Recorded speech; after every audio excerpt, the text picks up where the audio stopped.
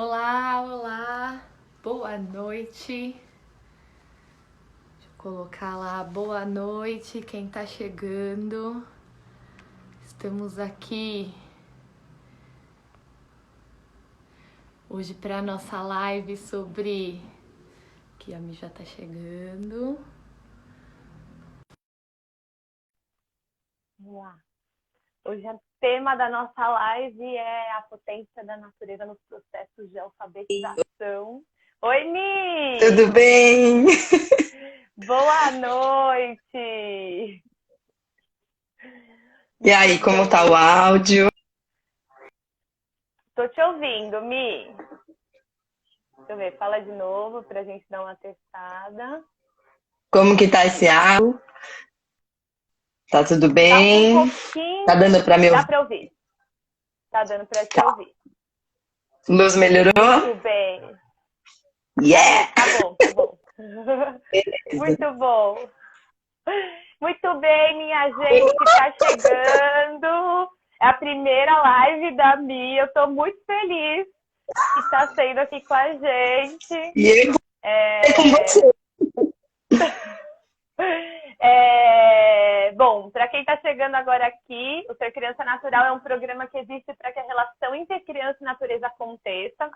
E aí agora nesse período a gente tem feito uma série de produção de conteúdo para como é que a gente consegue manter essa relação acontecendo do lado de dentro de casa, e a gente está trazendo algumas pessoas que nos inspiram demais para conversar.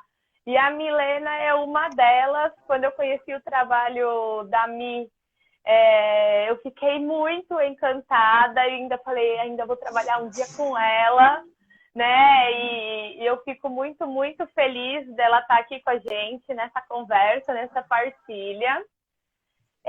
E hoje a gente vai contar um pouco dessa experiência da Mi, da Milena, de trabalhar com as crianças nesse processo de alfabetização. Então, qual é a potência da natureza nos processos de alfabetização? Antes da Mi se apresentar, eu quero avisar para todo mundo que se alguém achar que os comentários estão atrapalhando, a gente não vai desativar, porque eles são importantes para a nossa interação. Então, tem um jeitinho que você dá um toque ali, puxa para baixo, que ele fica bem curtinho, quase não atrapalha. Então, a gente mantém os comentários. Quem tiver alguma pergunta, manda aí na questãozinha aí do lado, e durante a conversa a gente vai respondendo. Mi, conta para esse pessoal todo quem é você. Oi, primeiro eu queria muito agradecer. A gente fazer essa prosa é uma coisa que me deixa muito feliz. Primeira live ao seu lado me deixa muito mais feliz ainda. Então vamos que vamos. Bom, eu sou a Milena, sou pedagoga e eu tive o presente de encontrar no meu trajeto profissional a Escola da Toca. Então, uma escola que ficava numa fazenda em Tirapina e que buscava ver essa relação criança e natureza de forma mais profunda, essa conexão, tendo na natureza para além de uma ferramenta, mas uma compreensão e uma conexão, né, com a vida e essa compreensão de que somos natureza, né? E olhando muito para a cultura da infância, pensando muito na formação do ser integral em todas as suas dimensões. E lá eu tive a possibilidade e pensando nisso, lá eu tive a possibilidade de conhecer esse universo e entender que uma das ferramentas mais importantes para um educador é o autoconhecimento. Então eu entrei numa jornada de me conhecer melhor e eu percebi o quanto isso potencializou minha prática. E em determinado momento, a gente percebeu que as crianças que saíam de lá, era uma escola de educação infantil, e iam para o fundamental, elas ainda tinham, com 6 anos, a infância pulsando, né? O brincar como linguagem. Eu percebia que essas crianças ainda fazia muito sentido habitar aquele espaço e que elas já tinham outras demandas de saber e até de sistematizar esse conhecimento, mas o brincar ainda era o eixo principal, era a linguagem principal. Então a gente se aventurou em implantar o primeiro ano, entender esse primeiro ano como parte dessa educação infantil. Faria a alfabetização dessas crianças, mas num contexto de muito sentido, num contexto no qual a vida brotava e ela que seria a grande matéria-prima para essa alfabetização, né, do espaço. Ô, Mi, E aí, eu acho que isso é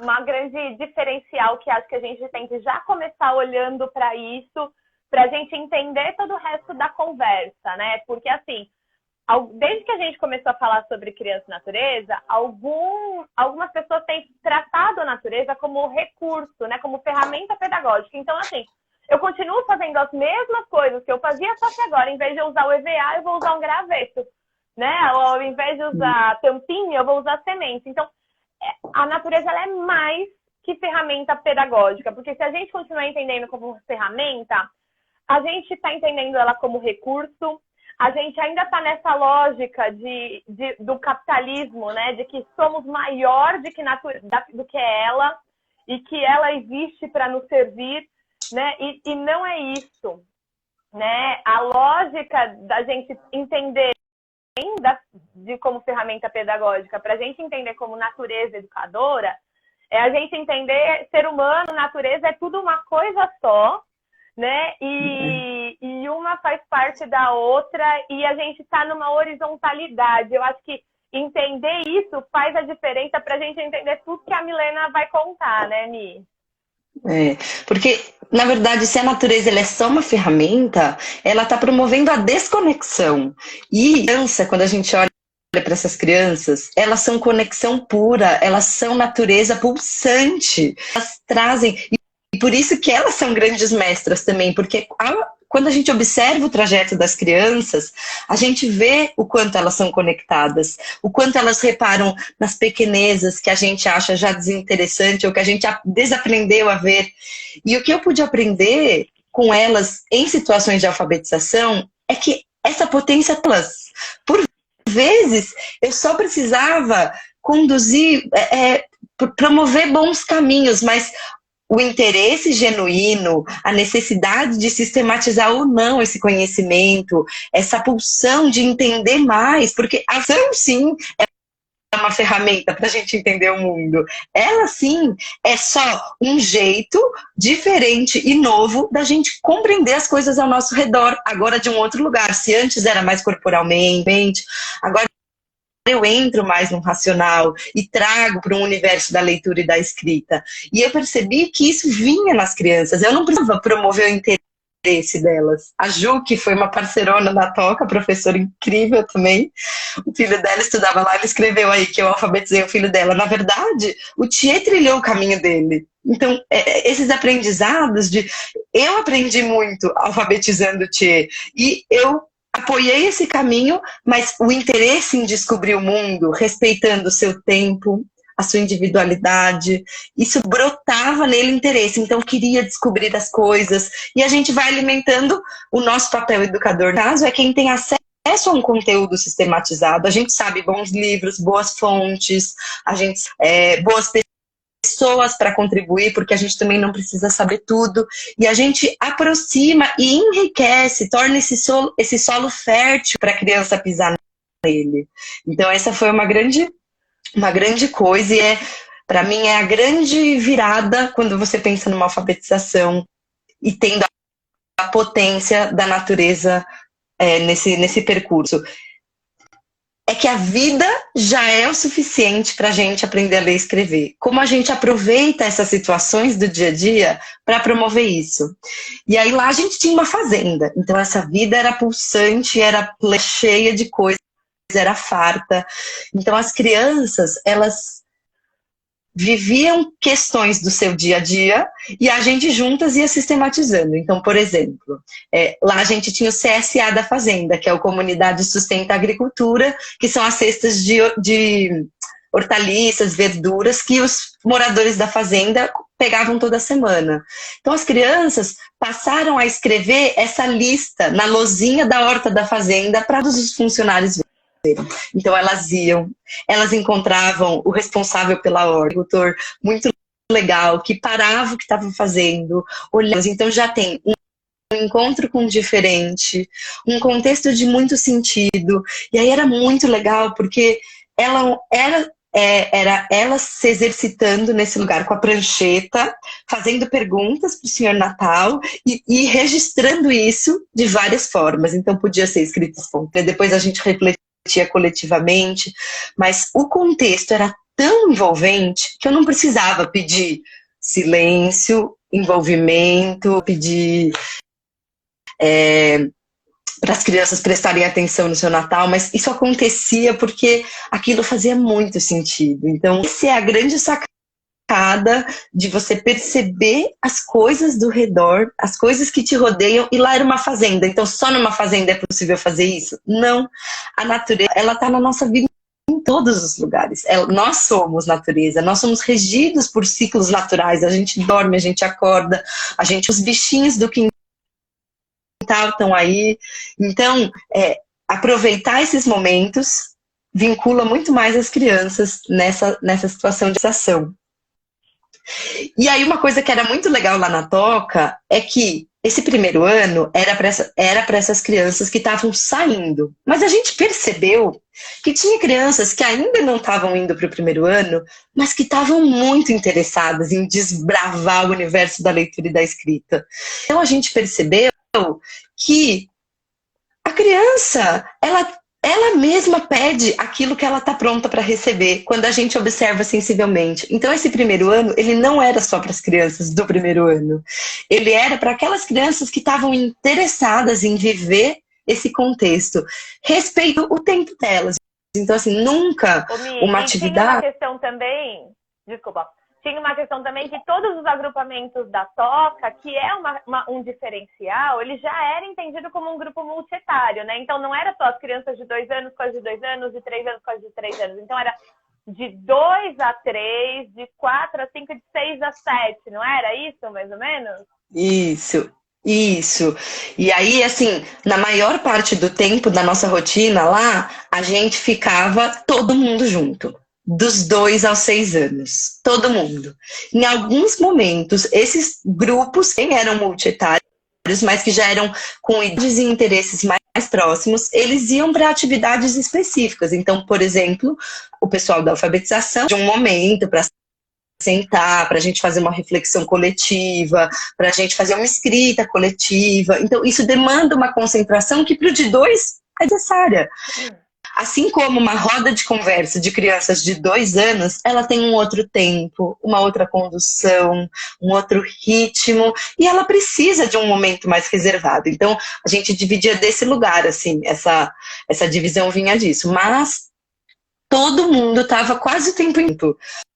Porque é como a gente vive na sociedade, né, Ana? Tipo, a gente convive no nosso trabalho com pessoas mais velhas, mais novas, com outras idades. E a gente aprende... Já pensou se a gente fosse dividido todo o tempo só por idade, gente? Exato, faz sentido. Né?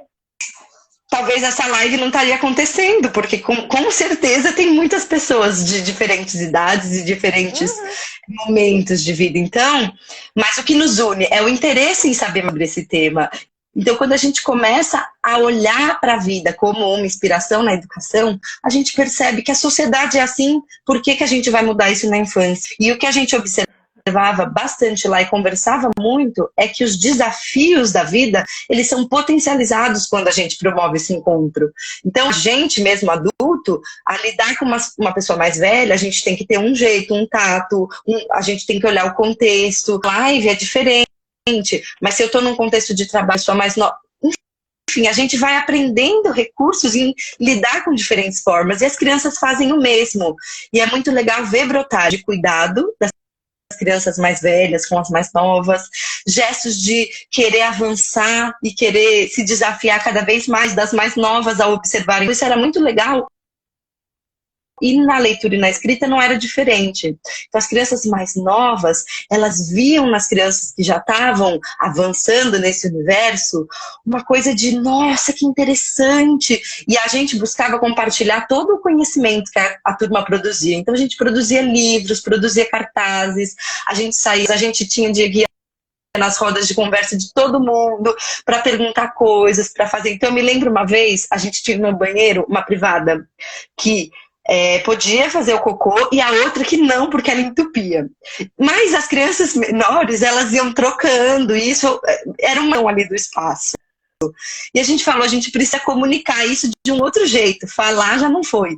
Então essa foi um projeto das crianças do primeiro ano, e encontrar uma melhor forma de comunicar sobre essa privada. Então a gente foi nas rodas e perguntou, a gente levou cada grupo até o banheiro, fizemos placas com texto para os adultos, eles ilustraram, porque as crianças pequenas também precisavam desse apoio visual, e tudo foram eles que foram dando o caminho. Eu vou orientando, eu vou acompanhando. Pode falar. E isso é um ponto muito importante, porque não é assim, a gente precisa falar para as crianças pequenas que essa privada não pode usar, então vamos escrever um cartaz. Não é isso, né? A chave é a comunicação. Como é que isso pode ser comunicado e comunicado para todo mundo? E é essa a diferença, né, Mi?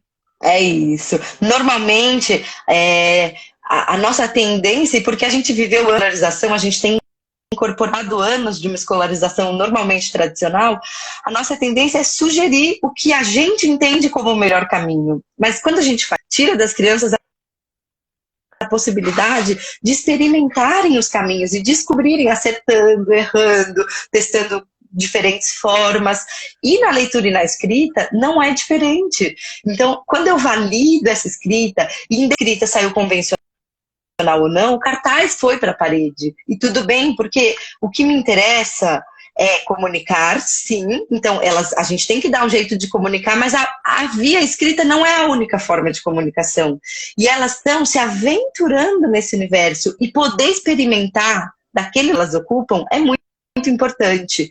E aí meu papel como educador é observar e alimentar esse trajeto para que elas possam avançar. Afinal, se aventurando num universo novo, mas elas vão chegar na escrita convencional. A questão é que eu não preciso ter pressa.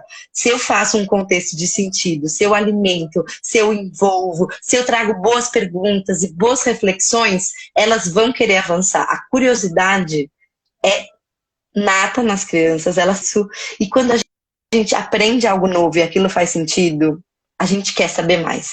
Ninguém descobre algo novo, fica e fala, bom, mas tá bom, parei por aqui. Quando você descobre algo que faz seu olho brilhar, você fala, eu quero mais.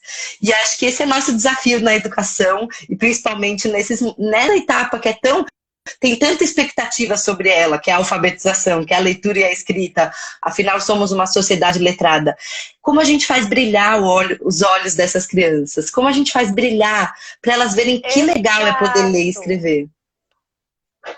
E isso é uma grande questão, né? Porque, e eu vou falar especialmente do seu processo, Mi, porque assim, quando eu pedi para ir lá para a escola da Toca, e eu fiquei 2 semanas lá no último ano de funcionamento, foi muito assim, eu quero ir porque eu quero entender o que acontece aí, as relações que acontecem aí. Quando eu cheguei lá e vi o trabalho da Milena, eu só pensei assim, gente, é possível alfabetizar as crianças de uma forma leve, de uma forma orgânica, respeitando o tempo de cada um.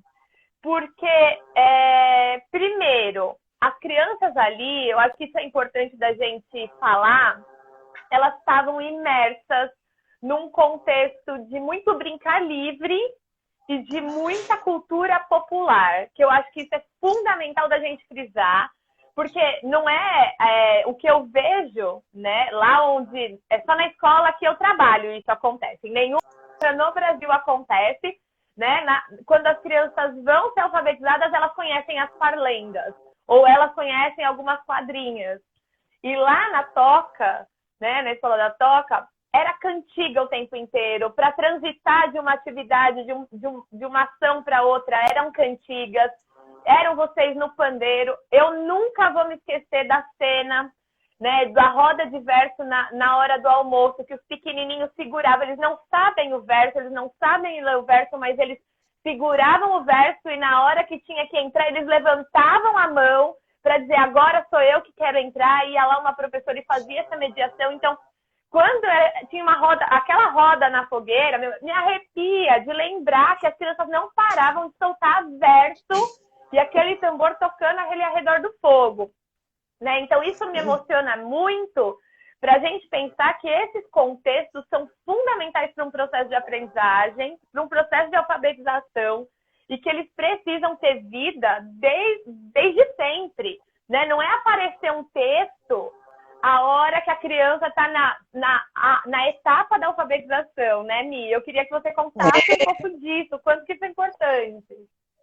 Sim, então a cultura popular, ela é matéria-prima para essa infância. Primeiro porque ela vibra na linguagem da infância. Não é à toa que a cultura popular tem que ocupar o espaço das escolas, em todas as idades, porque tem cantos, tem brincadeiras cantadas, versos, rodas, diferentes danças para todas as idades.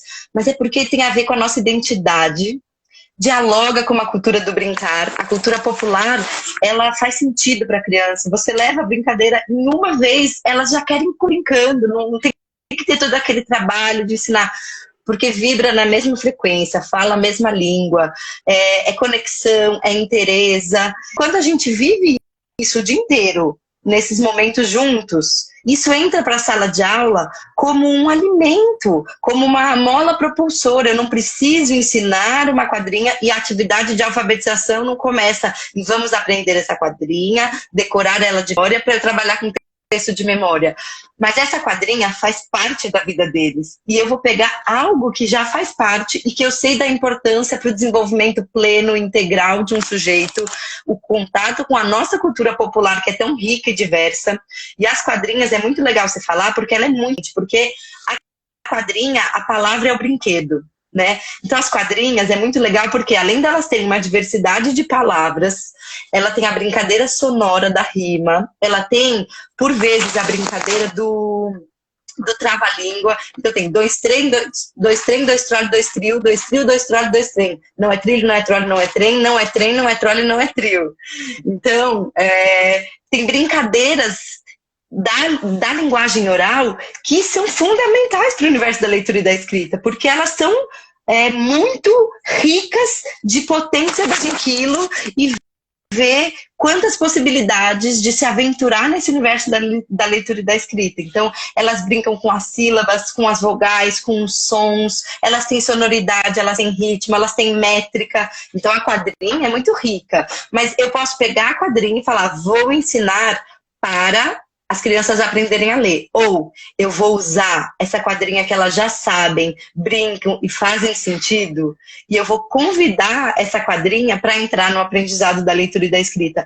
É uma mudança simples, mas a lógica é diferente. Quando eu uso ela como um meio ou como um fim. Então, na verdade, já faz tanto sentido para as crianças que eu vou convidar para a roda. E para elas vai ser útil, porque a alfabetização é prática social. A gente... Não é só o aprendizado do código, é entrar num mundo que vai me ajudar a desvendar melhor as coisas, a me movimentar melhor nos lugares. A gente lê e escreve porque a gente precisa fazer as coisas, ir ao banco, fazer listas. Então, quando eu ensino as crianças lugar de sentido, é muito mais fluido esse processo. Então, isso era uma coisa que a gente ficava bastante atenta lá, né? A gente não precisa inventar nenhuma roda ou criar, mas quanta matéria-prima a gente já tem no dia a dia da escola, com todas as crianças juntos. Então eu lembro uma situação que a gente estava inaugurando o nosso galinheiro, era muito bom. E aí todas as crianças da alfabetização foram com a prancheta, porque a gente convidou um especialista em galinhas para falar um pouco dos cuidados, de como estava. E todas as crianças com prancheta para anotar as principais ideias.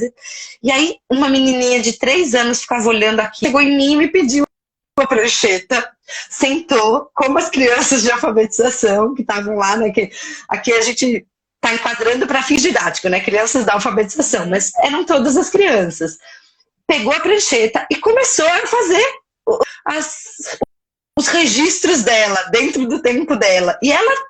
E terminou, ela veio como todo mundo, me entregou a prancheta e foi brincar. Então, assim, o quanto esse encontro é potente, inclusive para quem está começando. Porque a leitura e a escrita está na nossa vida desde sempre. A diferença é o quanto a gente vai convidar ela para racionalizar, para a gente poder começar a pensar. sobre ela, mas a gente vive ela desde sempre. As crianças, elas estão vendo placas, elas estão vendo...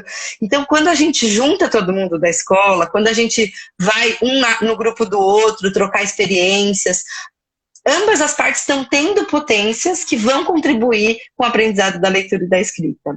E outra coisa muito importante que eu percebia lá da Toca é, quando você falou do brincar livre, por elas poderem brincar muito livremente, muito, elas ficavam um dia brincando, essa é a linguagem e é assim que elas desenvolvem toda a potência, que elas descobrem. Na hora de ir para a sala para fazer a alfabetização, não era aquela coisa penosa. Ao contrário, tinha dia que eu falava, a gente tinha lá nossos chamados, então, bora lá! Aí as crianças, yes! É hora da alfabetização! Eles, tipo, comemoravam, sabe?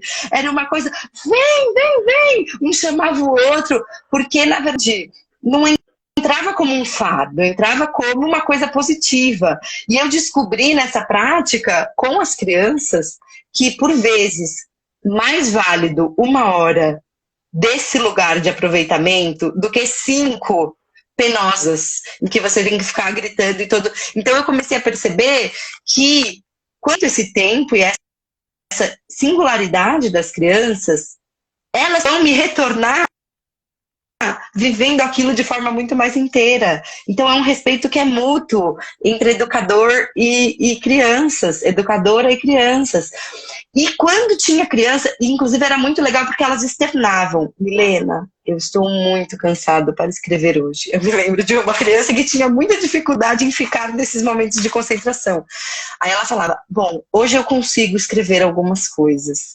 E aí o meu convite era para que elas pudessem me falar o que elas estavam realmente sentindo. Então, se estava muito difícil, vamos dar um pause, vamos dar uma respirada e vamos voltar daqui a pouco? Pode ser? E elas falavam, pode. E tinha criança que não queria no momento da alfabetização, tô cansado, agora eu não consigo. Só que na hora do quintal livre, ela vinha e me falava, agora eu tô pronto, podemos sentar e fazer aquilo?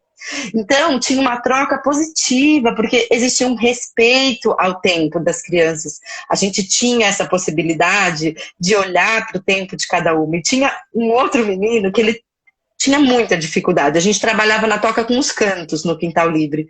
Então, desde pequenininhos, eles tinham acesso às múltiplas linguagens. E aí chegou o momento da alfabetização. Ele estava na escola desde pequeno. E a gente viu que ele era muito corporal e a gente percebeu que ele, na hora dos cantos, não fazia o trajeto por todas as linguagens, ele ficava só nas brincadeiras de movimento. Então ele chegou na alfabetização, foi um desafio para ele. Só que ele queria vencer aquele desafio, então ele ficava muito cansado. Se eu dava uma lista de 5 palavras para outras crianças, eu sentava e escrevia uma boa palavra com ele, mas refletindo junto, fazendo junto. E aí eu percebi que para ele estava mais importante do que aprender naquele momento a leitura e a escrita, conquistar esse saber dele entender que ele era capaz. Ele estava num tempo diferente de várias crianças, mas ele era tão capaz quanto. E aí um dia eu preparei uma atividade que eu tinha certeza que ele ia fazer sozinho, de leitura e escrita, depois de algumas semanas que eu já peguei, sentei com ele, sabia que ele ia conseguir. E dei a atividade para ele. As atividades eram diferentes, nunca eu dava uma atividade igual para todo mundo, a não ser que era uma roda coletiva, de reflexão. E aí ele foi fazendo, ele não precisou me chamar, então foi aí a primeira conquista dele, ele não precisou pedir ajuda. E ele conseguiu terminar sozinho. E aí quando ele terminou, ele pulou da mesa, tipo, deu até um susto em todo mundo, fez, eu consegui! E não foi aquele conseguir de tô me exibindo, mas aí ele saiu mostrando para todo mundo da escola, olha, eu que fiz, eu consegui, olha, eu que fiz, olha. E eu percebi que depois desse dia, o envolvimento dele nesse mudou, porque ele descobriu uma coisa anterior à leitura, à importância da leitura e da escrita, mas que ele era capaz. Ele pode estar sendo uma coisa mais nova para ele do que para os outros, mas ele é tão capaz quanto. Então, na alfabetização é importante, a gente fica às vezes tão preocupado dentro do conteúdo, que a gente esquece desse passo antes, que é perceber se essas crianças estão prontas, se elas estão fazendo isso de verdade, com sentido. Então, esse menino me ensinou muito, porque eu tive também que me haver com ele, sabe? Eu tive que me aprender, porque é um desafio também. A criança que é mais corporal e que tem mais dificuldade de ficar parada, e que, não, na verdade, é só uma especificidade. Eu sempre tentei aprender a não olhar para isso como uma dificuldade, mas como uma potencialidade que ele traz, e que eu, educadora, que tenho que achar uma estratégia para isso caber na roda. Ô Mi, e esse respeito é, assim, fundamental. Essa conquista desse saber de que sou capaz é muito fundamental. E esse olhar que você, adulta ali, mediando, né, com respeito, de saber qual proposta você vai fazer para aquele menino, para ele saber que ele é capaz, para um outro, né? Porque eu sinto que na alfabetização parece que a gente está desafiando as crianças o tempo inteiro. E quando eu converso com algumas professoras que estão nessa faixa etária, ela fala assim, ai, mas eles cobram que tem que estar. Aí eu fico sempre assim, quem são eles? Sabe? Eles é meio que um monstro invisível que alguém vai cobrar, mas ninguém sabe quem é que são eles que cobram das crianças dessa faixa etária estarem numa determinada etapa lá, né? Das etapas lá da alfabetização das hipóteses da Emília Ferreira. Tem que estar enquadrado lá num quadradinho, né? Para você prestar conta, parece. Mas para quem? Ninguém sabe. E aí, eu acho que deve ter algum projeto aqui, assim, que faz o seu olho brilhar quando você lembra, assim, que você podia compartilhar com a gente, quase que ele inteiro, assim. Como é que foi? Tem alguma coisa aí para você contar pra gente? Sua voz pausou bem na pergunta. Faz a pergunta final, que foi só lá que pausou. Eu quero que você conte pra gente, que você tá contando tantos casos, assim, né? Pontuais e tal. Eu queria que você contasse pra gente algo que o pessoal tá perguntando assim, como é que a natureza entra nesse processo? O primeiro, que a natureza está entrando no processo inteiro, né? Você ter esse olhar, você ter esse respeito pela criança, esse respeito pelo tempo já é ter um respeito pela própria natureza da criança. E aí eu queria que você contasse pra gente algum projeto, alguma coisa, como é que foi isso daí? Eu sei que você tem um monte de história boa pra contar pra gente. A natureza, ela entra nesse olhar fundante que a gente estava falando, que as crianças são natureza. Então, ela entra como uma grande matéria-prima de sucesso. Essa é o primeiro ponto. Então, eu posso usar as folhas para aprender cores, para escrever, para formato, mas a essência, e se eu não tenho folha, então a natureza saiu do jogo? Não. Todos somos natureza e as crianças, por exemplo, uma vez queriam ir para o parque ecológico, fazer um passeio. Mas a gente não tinha esse dinheiro de fazer o passeio no parque ecológico. E aí, como a gente consegue esse dinheiro? Isso foi uma pergunta que disparou um processo. Então, vamos... Aí a gente começou a discutir. Cofrinho, meu pai empresta. E a gente ia conversando sobre a possibilidade de cada tese, se ela era aplicável. E aí, num quintal agroflorestal, num quintal cheio de alimento, plantado por eles, cheio de pétalas. É legal contar decidiram... que cada um tinha o seu canteiro, né, Mi? Cada um tinha... Tem uma foto aí das que eu te mandei, que tem lá a plaquinha. Essa era outra coisa, o canteiro tinha sua plaquinha de nome. E as... Do João, isso, né? Isso. Aqui não dá pra ver, porque eu fiquei em cima mas o João tá com a alface que ele acabou de colher. Isso, canteiro agroflorestal é um rico ambiente para alfabetização, porque cada criança plantava o que ela queria, e ali tudo que nasceu, ela decidiu o destino dessa... Então teve até uma vez um menino que colheu um cacho de banana gigante da bananeira do canteiro dele, e ele quis levar para casa, e a mãe quase matou a gente, falou, o que eu vou fazer com esse cacho gigante de banana? Mas era o exercício da escola, né? Da autonomia, de você perceber os processos, cada um no seu tempo. Então, os canteiros eram ricos porque tinham muitas possibilidades de aprendizado e de escrita. Escrever o que eu plantei, como é o processo de plantio. E aí tem uma outra foto aí também que a gente está fazendo exatamente isso, como plantar. E a gente está escrevendo um passo a passo para ensinar outras pessoas a plantar dessa forma agroflorestal que a gente estava fazendo lá, e isso virou um texto junto com as crianças, e aí tem uma foto de uma criança levantando a mão, e a roda tá lá, e a participação era intensa, porque a gente estava falando de algo que eles sabem fazer, que é plantar. Isso, a gente estava sistematizando, a professora, no caso, eu era a escriba, então eles iam me dizendo esse passo a passo, a gente organizava, mas eu estou falando de uma coisa que eles faziam já o dia inteiro, eles sabiam plantar de trás para frente, entendeu?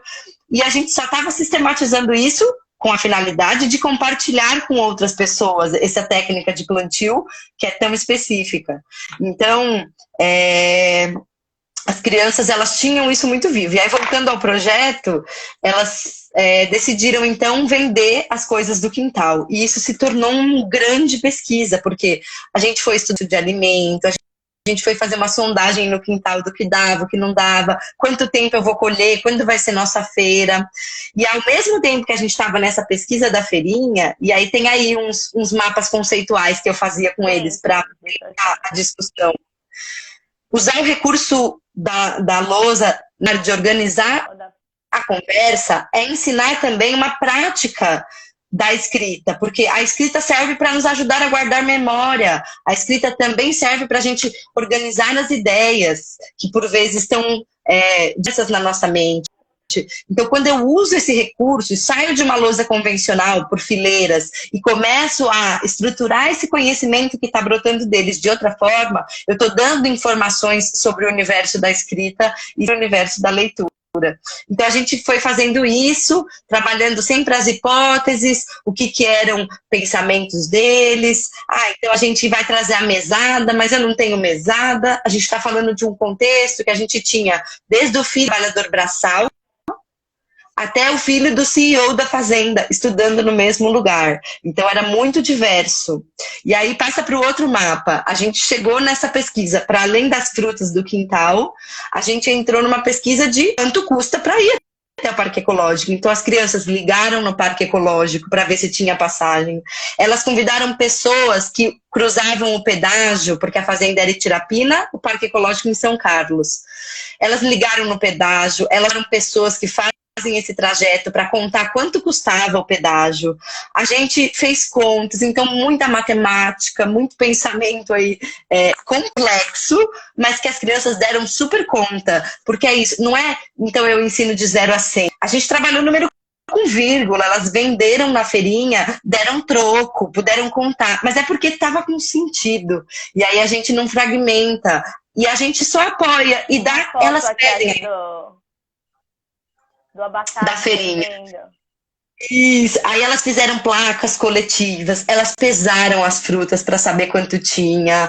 A gente foi um super processo, que aqui uma live inteira só contando desse projeto de tão rico que ele foi. Elas venderam tudo, foi um sucesso. A feirinha foi dentro da fazenda para a comunidade, que inclusive muitos eram familiares das crianças.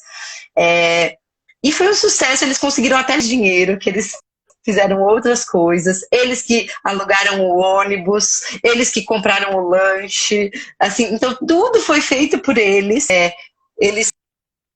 e a gente foi para o Parque Ecológico, e eu não pus a foto, porque aí a foto está todas as nossas casas, assim, mas é muita alegria a gente ter ido para o Parque Ecológico, porque o interesse deles era estudar bicho. Bicho sempre dá muito certo, tem até aí a gente olhando uma aranha, essa era outra coisa, surgiu um bicho no jardim, eu não preciso, mas não é o momento de alfabetização.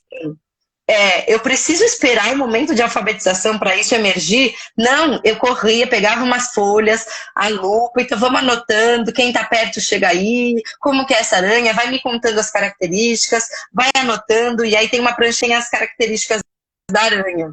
Então, assim, brotou no quintal. Todo quintal tem bicho, pode ser concretado ou pode ser com grama. Bicho, traz isso para a roda, não precisa ter um momento, né? Então eu vou, olha gente, muito legal essa aranha, mas agora não é a hora de alfabetização. Não, estava ali brotando, e aí fazia muito sentido. Aí tem uma foto que eles com a prancheta anotada, vê se você acha aí, Ana. Então isso tá vendo? Olha as estratégias que as crianças dão para escrever as coisas que elas precisam comunicar. E elas têm muitas estratégias. E se a gente já dá o caminho para elas, a possibilidade delas encontrarem suas próprias estratégias de comunicação. Então, a gente deixar elas escreverem, usarem símbolos, usarem formas de comunicação, inseri-las no universo da leitura e da escrita. Só que a gente normalmente tem muita pressa para chegar nos finalmente, né? Então, se libera dessa pressa, que é um exercício. Eu, como educadora, vivi muito isso e vivo ainda. É um grande exercício. A gente sair do tempo de adulto, e onde a gente quer chegar, e a gente se vincular na educação de verdade com o tempo presente, com o aqui e o agora, que é o tempo das crianças. Então, foi muito legal. E a gente teve outros, então a gente produziu um livro, um estudo, Águias do Brasil, uma pesquisa das crianças da turma das águias. Então tudo começou porque todas as turmas podiam escolher o nome. E essa turma gostava de pássaros, e tinha muitos pássaros lá. E aí elas escolheram a águia, porque a águia é muito linda e majestosa, enfim, a gente fez todo um... E aí, a partir disso, a gente começou a estudar um pouco mais sobre as águias. Tudo começou porque, na decisão do nome da turma, um dos alunos falou assim: eu quero as águias porque as águias voam muito longe e voam muito alto e podem enxergar bem de longe. Aí um outro falou: nossa, será? Mas lá de cima? E aí isso já gerou uma pesquisa das águias. E a gente lê o texto do Cielo, o texto científico com as crianças, aprofundar nesse estudo. Por quê? Era um contexto de sentido, eu dou pistas sobre o texto. Então, antes de eu entrar no texto, eu vou entrar nas imagens e pistas para as crianças. A gente foi legendando com cores as informações importantes. E depois eles tinham autonomia para revisitar um texto enorme sozinhos. E isso é exercitar a habilidade leitora. Então, eu não preciso dar um textinho pequeno porque eles estão no primeiro ano em alfabetização. Mas quando a gente pratica com sentido, com contexto, e quando nós educadores sabemos aonde a gente quer chegar com aquilo, e que a gente não precisa exigir das crianças a compreensão do jeito que a gente entende, tá tudo bem. Então, saiu um livro lindo, e aí tem fichas mesmo, cada criança achei uma ficha do bicho, a gente entrou em site de zoológico, a gente olhou ficha de bicho de diversas formas. Eu contei para eles: olha, ossos de bicho, quando eles vão registrar características, eles fazem isso de diferentes formas. E aí eu apresentei pelo menos uns 5 modelos de forma de tabelas, né, fichas de identificação do animal. Eles escolheram a forma, e aí tem uma das fotos aí, que é uma lista da ficha do bicho. Que itens eles, crianças, entenderam importantes para ter na nossa ficha do bicho. Então, depois de muitos encontros que a gente estudou outras fichas do bicho, eles chegaram nessa formatação. Então, essa é a ficha do bicho da turma das águias. E aí fazia observação de bichos na fazenda, observação de aves. Então, foi um contexto muito rico de saber. Tem aí, falando mais da natureza, tem aí uma outra foto dos meninos plantando no pseudocaule da banana. Vê se você encontra, é um plantio. Essa ou essa? Essa daí tá melhor. O que aconteceu? Era dia de plantio nos canteiros individuais. A gente sempre levava muitas mudas e as crianças podiam escolher. No caso aí, eu acho que é um tomatinho que eles estão plantando. E esses meninos, eles resolveram plantar o pseudocaule, né? O tronco da banana, ele não é um tronco, mas ele estava caído no chão e elas falaram: a gente vai plantar no pseudocaule, no tronco da banana. Aí a gente olhou, eu olhei e falei: gente, mas é nos canteiros. Não, a gente quer plantar no pseudocaule. E eles ficaram lá um tempão, porque não sei quem já viu, a banana é fibrosa, é difícil abrir um buraco. Mas eles ficaram muito tempo e plantaram 3 pezinhos de alface, mas faz todo sentido. A banana é aquosa, ela tem muita água dentro, ela é um terreno super fértil, super deu certo. Eles jogaram terra no buraco que eles fizeram e plantaram a mudinha.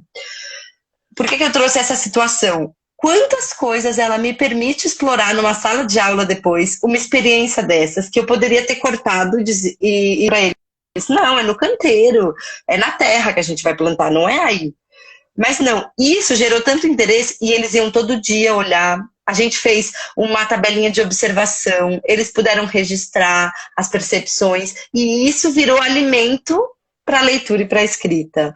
Então, essas situações, a gente vê como a natureza, ela entra como um apoio, não como uma ferramenta, mas ela também pode dar esse apoio, porque a natureza é um cenário de inúmeras possibilidades. Se você vai num mesmo lugar de natureza, por 5 dias, no mesmo lugar, garanto que nos 5 dias essa experiência é singular e única.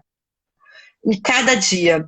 E aí, é a mesma coisa na leitura e na escrita. Como a gente olha para essas situações tão singulares e únicas e aproveita elas no contexto de sala de aula. E isso pode ser feito em qualquer lugar, numa fazenda ou num prédio. Ô, Mi, com certeza. E aí tem uma pergunta aqui da Lê, que é uma querida, tá sempre em todas as lives, em todos os cursos.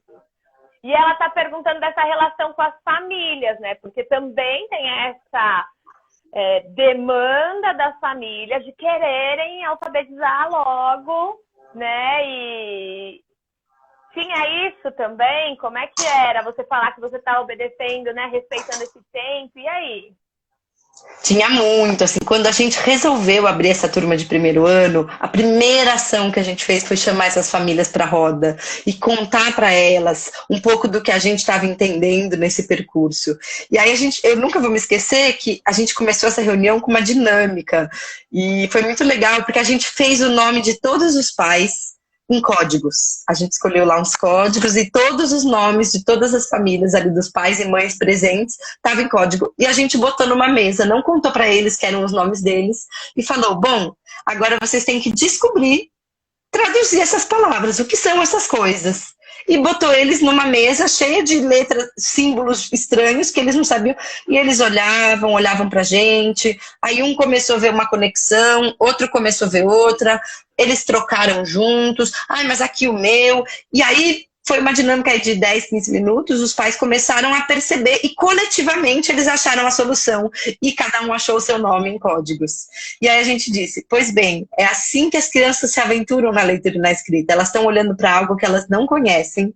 Mas se a gente traz os saberes que elas já têm, permite que elas dialoguem e conversem em roda, vai apoiando esse percurso, elas chegam lá. Então, paciência, a gente poderia ter dado dicas, mas paciência. E aí a gente elaborou um documento, como os pais poderiam ajudar esse processo em casa, dizendo, vocês confiaram na gente até aqui, a gente pede essa confiança. Então, confia que as crianças são potentes e que elas vão chegar lá e vamos junto no percurso. E a gente vai conversando sobre as angústias, as dificuldades. Então, a lista, a ideia é não corrigir. Então, não corrijam a escrita do seu filho. Convida ele para se inserir nas práticas de escrita da família. Então, uma receita, uma lista de compras. Se você quer muito dar um caderno, sempre quis dar um caderninho e ensinar ele a escrever. Usa os nomes dos colegas da turma, que é um grupo de palavras estáveis. Usa os nomes das coisas que ele levava da feirinha, porque a gente tinha lá o dia que as crianças colhiam e levavam as coisas para casa. Então, a gente convidou essas famílias a entenderem essa prática de sentido. E a gente ia constantemente falando com elas. Tem até um caso bem interessante de uma aluna que tinha muita dificuldade. E a gente começou a perceber isso. Ela apresentava uma dificuldade em se aventurar nesse momento. E a gente começou a perceber que ela começou a faltar nos dias que tinha alfabetização, que inclusive não eram todos os dias. E percebeu que ela começou a faltar e ficou preocupado e falou, vamos chamar essa família para conversar. Inclusive, a gente elaborou um momento individualizado para ela. Então, eu sentava com ela e eu ia promovendo reflexões e conversas de um jeito bem leve para ajudá-la a avançar. E aí, quando chegou a família, que a gente chamou, a família falou, bom... E ela começou a faltar muito bem nos dias de alfabetização. E aí a gente chamou essa família, a família falou, olha, eu não tive acesso, eu não sei ler e escrever, minha esposa não sabe ler e escrever, e a gente sabe que a nossa filha também não vai aprender, né? Para essa família, não, ela vai aprender, ela tem tudo para aprender. Vamos junto, ela vai. E aí a gente convidou essa família para participar desse processo. E a Kelly avançou muito. Então, assim, E essa família viu o resultado disso. Então, quando a gente pode trazer... E a gente viu o quê? Essa família olhava para as coisas de um jeito que tornava aquilo um empecilho. E, na verdade, quando a gente chamou eles e disse, não, a Kelly pode aprender, e eles viram ela aprendendo, a gente mudou a relação de uma família inteira, como eles olham para essa criança, para a vida, para o acesso que eles podem ter, inclusive para a filha deles. Não, e o impacto social, econômico que vocês colocaram ali nessa família, né? Aquela criança é a primeira pessoa alfabetizada daquela família. Qual é o impacto disso, assim, daqui anos, né? E a gente tem 10 minutos, né, pra gente terminar essa live. E é pra todo mundo ficar com gosto de quero mais e acompanhar a Mi lá nas redes sociais dela, porque ela tá começando a postar um monte de conteúdo legal. Uma pergunta que surgiu muito aqui é sobre agora, nesse momento que a gente tá do lado de dentro, né? Como é que a gente faz isso?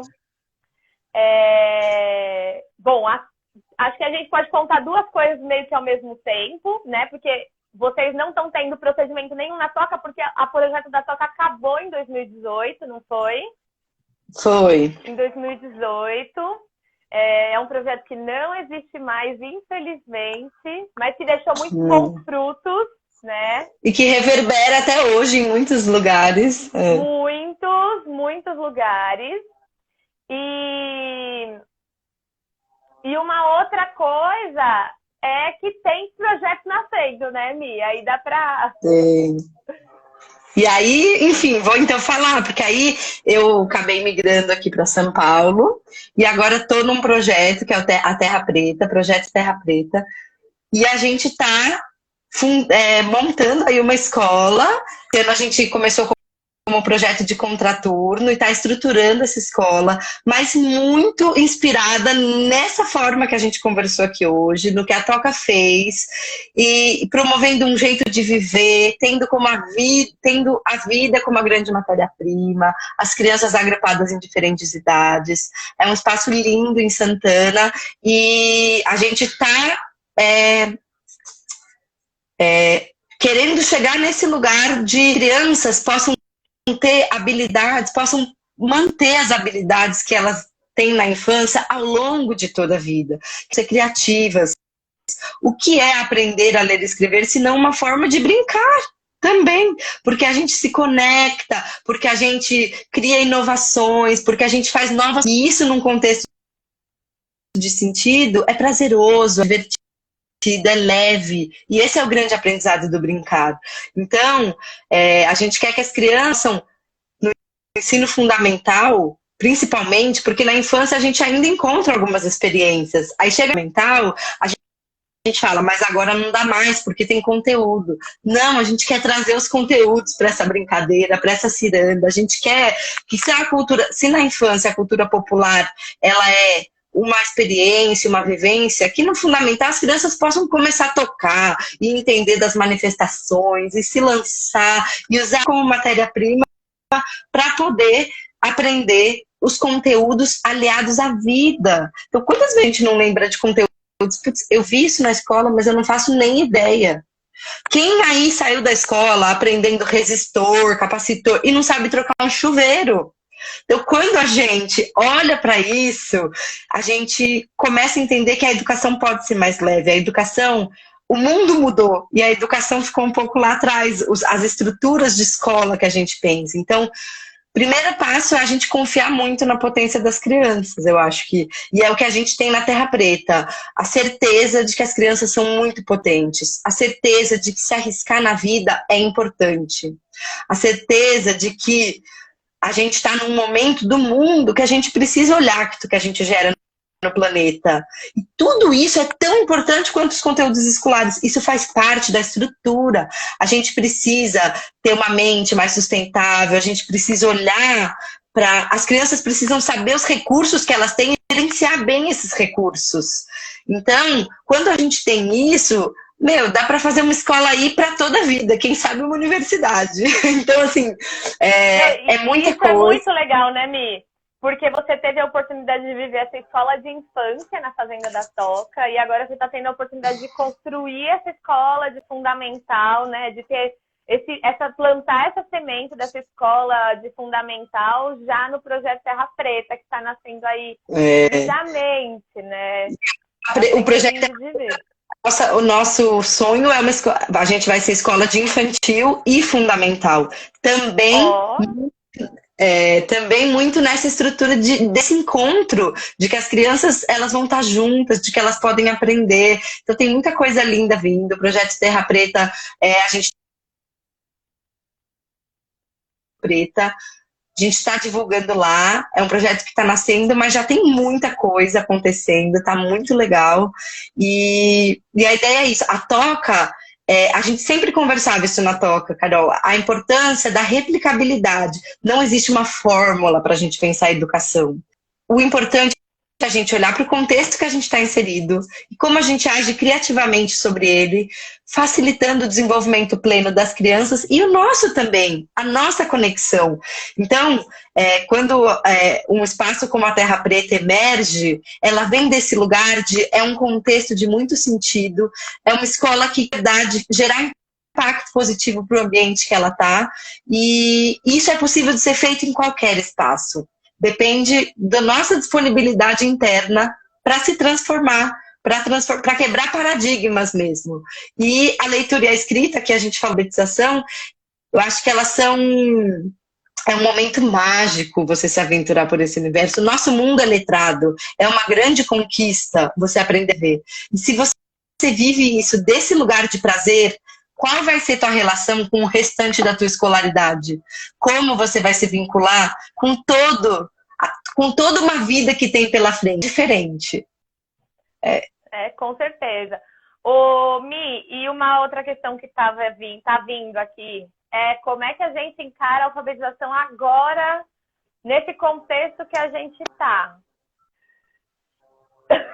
Agora é o momento das famílias tomarem a vida como a grande matéria-prima e confiarem. Então, inserir as crianças no dia a dia, sair da preocupação de cumprir uma atividade do começo ao fim e pensar, a grande habilidade do momento é esse estudante aprender a estudar sozinho, ter essa autonomia, saber buscar coisas. Então, que a gente possa ajudar nesse aspecto, que ele possa ajudar a fazer a lista do mercado, ele a fazer a lista de compras, ele não precisa fazer a escrita convencional, a gente não precisa que ele chegue na escrita convencional, mas que ele exercite a habilidade escritora e leitora dele, que a gente seja verdadeiro. Ele é desafiador, ele é um contexto incerto, mas ele é um contexto rico de reflexão, né? Tem muita coisa acontecendo no mundo. Vamos conversar com essas crianças, vamos desenvolver o olhar crítico, vamos desenvolver a resiliência, a empatia das formas de vida,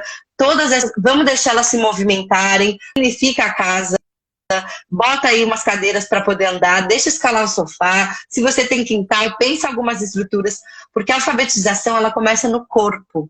As pesquisas já indicam, tem uma pesquisa de Harvard que eu e a Carol a gente estava conversando, que ela vai indicando, e que as crianças, tudo que elas vivem corporalmente, o cérebro registra, e isso se torna bagagem para o aprendizado sistematizado. Então, envolver lateralidade, espacialidade, eu preciso saber, eu preciso desenvolver consciência corporal, tudo é bagagem. Não é isso, tudo é bagagem. E acho que assim, eu acho que isso que você trouxe é muito precioso, né?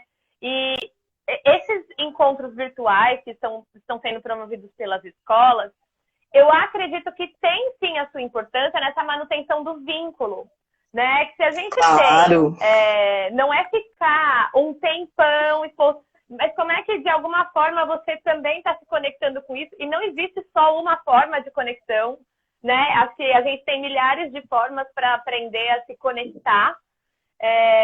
E como pode ser precioso também a gente aprender a usar 1 milhão de maneiras de conexão, né? Então, Mi, é um precioso para a educação olhar para si. Olhar para si e fazer diferente. E a gente começa a distância. Mi, eu queria muito te agradecer. Essa live foi muito, muito especial. Acho que a gente vai precisar continuar dialogando sempre. Já falei, acompanhe a Milena lá, que ela posta um monte de coisa. Vê a Olivia, a filha dela, dançando. É a coisa mais linda do universo. Muito, muito, muito obrigada por compartilhar com a gente as suas experiências. Eu que agradeço. Eu estou muito feliz. É muito legal conversar com você. É muito legal ver que tem bastante gente interessada em pensar e refletir. E eu acho que é junto que a gente constrói esse conhecimento. A Toca aí, ela deixou esse grande legado de muitas boas experiências a serem compartilhadas. E eu estou aberta a compartilhar elas. Tem muita coisa boa. Agora, nesse novo projeto Terra Preta, mas o saber quando ele é compartilhado e trocado e vem da experiência, ele ganha um muito especial. Então é isso, os meus olhos brilham aqui junto com vocês. Que bom, que bom.